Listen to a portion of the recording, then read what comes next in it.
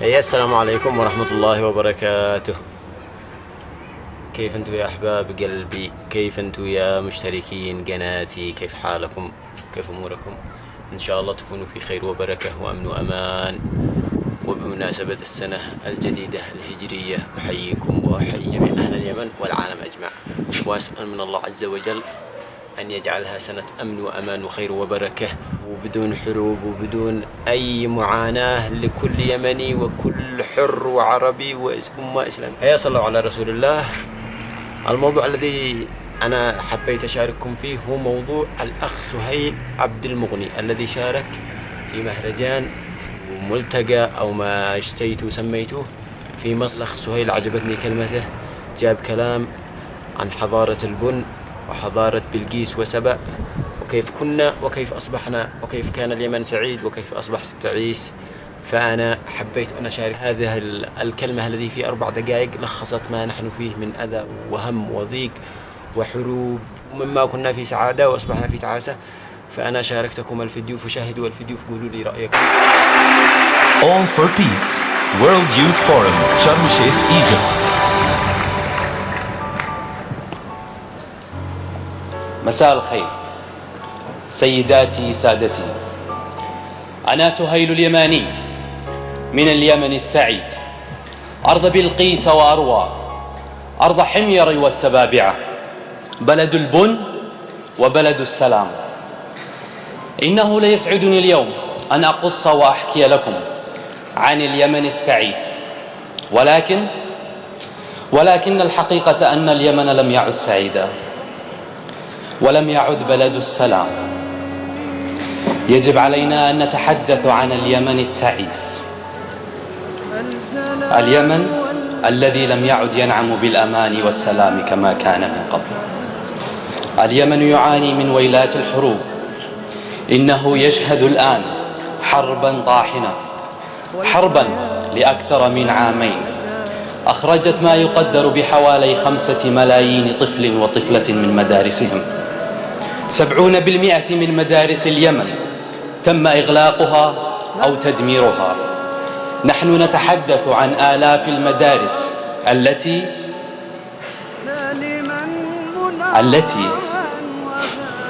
أصبحت إما غير آمنة أو تم تدميرها نهائيا.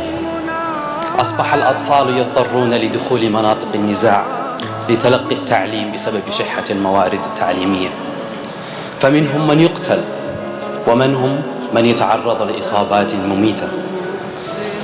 ما يقارب عن عام كامل لم يتم تسليم أي مستحقات للمعلمين، مما أدى إلى ازدياد الوضع سوءا، ووضع المؤسسة التعليمية في وضع لا تحسد عليه، حيث أن المعلمين أعلنوا إضرابهم عن التعليم أو القيام بالواجبهم التعليمي حتى يتم تسليم مستحقاتهم وقوتهم اليومي الذي كفله لهم القانون.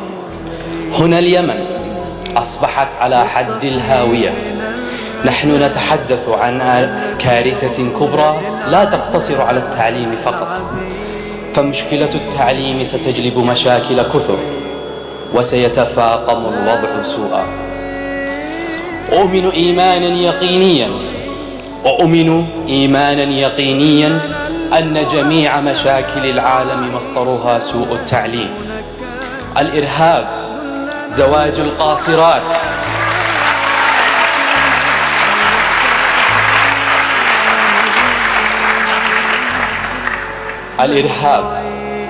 القاصرات، الاغتصاب، تجنيد الأطفال، الرشوة والاحتباس الحراري والفقر وغيرها من المشاكل الأخرى. نعم، جميع هذه المشاكل بالإمكان حلها بالتعليم، وخاصة تعليم الفتاة. نعم، تعليم الفتاة.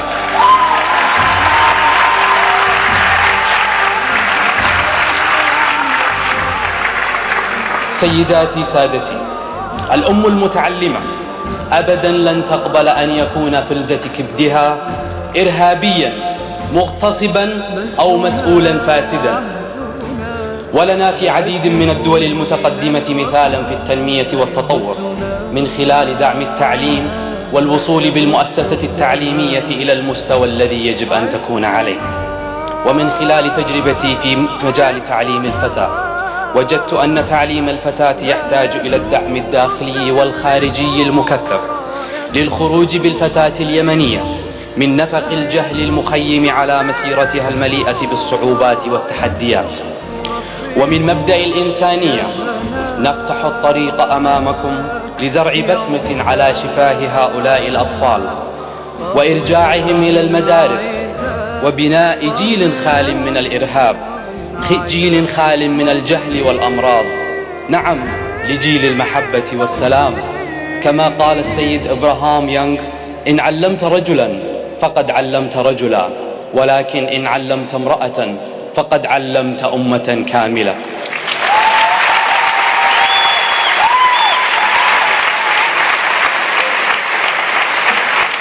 التعليم من أجل السلام.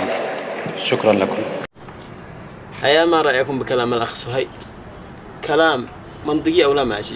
التعليم هو أساس وبناء أي دولة، وهو السبب الرئيسي في دمارنا اليمنيين وقلة التعليم. فاطرحوا رأيكم في التعليقات، والذين مش مشتركين في القناة أنا أفتح لكم اشتركوا وفعلوا الجرس، ولا تنسوا مشاركة الفيديوهات والإعجابات. دعموني يا أخي، أنا يمني من جيزكم ما حلقتش على إحنا مو فيني يعني. السلام عليكم ورحمة الله وبركاته.